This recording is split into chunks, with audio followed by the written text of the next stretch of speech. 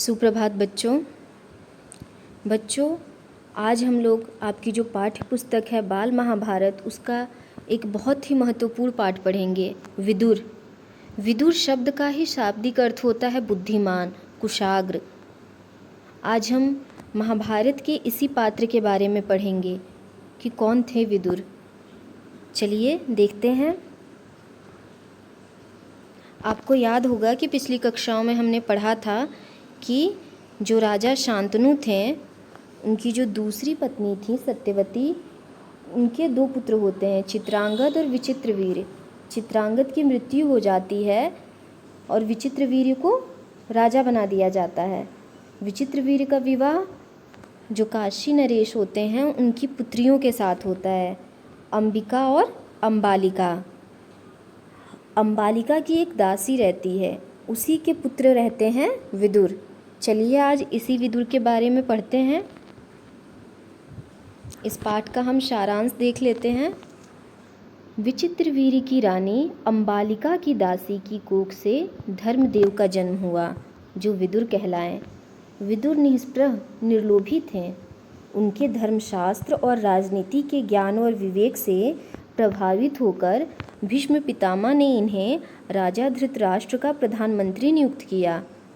जब धृतराष्ट्र ने दुर्योधन को जुआ खेलने की अनुमति दी, तब विदुर ने उन्हें रोकते हुए कहा था कि इससे आपके बेटों में वैर भाव बढ़ेगा, दुश्मनी होगी।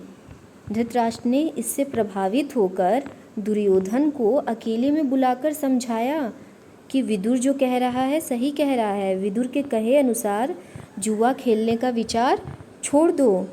विदुर कहता है कि जुआ राज्य के नाश का कारण बन जाएगा, छोड़ दो इस विचार को। इस पर भी दुर्योधन ना माना। अपने बेटे दुर्योधन की जिद के कारण धृतराष्ट्र ने युधिष्ठिर को जुआ खेलने का न्योता भेजा। जुए को रोकने के लिए विदुर फिर युधिष्ठिर के पास गए। बड़े आदर से उन्होंने युधिष्ठिर से कहा कि चाचा जी, मैं यह सब मानता हूँ, पर जब काका धृतराष्ट्र बुलाएं तो मैं कैसे इनकार करूँ। यह कहकर युधिष्ठिर क्षत्रिय कुल की मर्यादा रखने के लिए जुआ खेलने चले गए। इस तरह का पासा होता था, देख रहे हैं, इसी को वो खेलने के लिए जाते हैं। अब इससे संबंधित प्रश्न उत्तर देख लेते हैं। पहला प्रश्न है कि विचित्रवीर्य की कितनी रानियां थीं। अभी हमने पीछे भी पढ़ा था कि विचित्रवीर्य की काशी नरेश की पुत्रियों के साथ विवाह होता है ना, जो काशी नरेश रहते हैं उनकी पुत्रियों के साथ। क्या नाम था? 3 पुत्रियां थीं, अंबा, अंबिका, अंबालिका। और विचित्रवीर्य का विवाह किनके साथ होता है? अंबिका और अंबालिका के साथ। तो इसका होगा विचित्रवीर्य की 2 रानियां थीं, अंबिका और अंबालिका।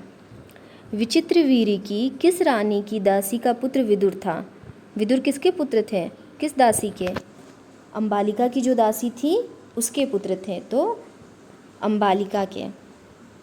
धृतराष्ट्र का प्रधानमंत्री भीष्म ने किसे बनाया? किसको बनाया था प्रधानमंत्री? विदुर को। अगला प्रश्न देखते हैं। धृतराष्ट्र को किसने समझाया कि वह जुए का खेल ना होने दे? कौन समझाता है? इतनी समझदारी, कुशाग्र बुद्धि, इसके लिए कौन बहुत प्रसिद्ध रहता है? विदुर। विदुर जाके समझाते हैं धृतराष्ट्र को कि वो ये जुए का खेल रोक दें। इससे क्या होगा? उनके बच्चों में वैर भाव बढ़ेगा और वो राज्य के नाश का कारण होता है जुआ खेलना। अगला प्रश्न देखते हैं। अंत में धृतराष्ट्र ने किसे युधिष्ठिर के पास जुए का खेल खेलने के लिए निमंत्रण भेजा? किसको भेजते हैं? विदुर को भेजते हैं। विदुर के समझाने पर युधिष्ठिर ने विदुर से क्या कहा? क्या कहते हैं युधिष्ठिर? कहते हैं कि क्षत्रिय की यही परंपरा है कि वह किसी राजा का निमंत्रण और युद्ध की ललकार को अस्वीकार ना करे, मना नहीं करे। युधिष्ठिर जुआ खेलने क्यों गए? क्या होगा इसका उत्तर? युधिष्ठिर क्षत्रिय कुल की मर्यादा रखने के लिए जुआ खेलने गए। अगला प्रश्न है, किसने किससे कहा? इसमें जो वाक्य दिए गए हैं आपको बताना है कि कौन कह रहा है और ये बात किससे कह रहा है। देखिए, जैसे पहला वाक्य दिया है, राजन, मुझे आपका यह काम ठीक नहीं जचता। ये बात कौन बोलता है? ये विदुर कहते हैं। किससे? धृतराष्ट्र से कहते हैं। अगला देखिए, गांधारी के लाल विदुर बड़ा बुद्धिमान है और हमेशा हमारा भला चाहता आया है। उसका कहा मानने में ही हमारी भलाई है। ये कौन कहता है? ये धृतराष्ट्र जो हैं वो दुर्योधन से कहते हैं, जब जुआ खेलने से मना करते हैं कि विदुर ने किया है मना, ऐसा मत करो। अगला देखो, वत्स, जुआ खेलने का विचार छोड़ दो। ये कौन कहता है? राजा धृतराष्ट्र दुर्योधन से कहते हैं।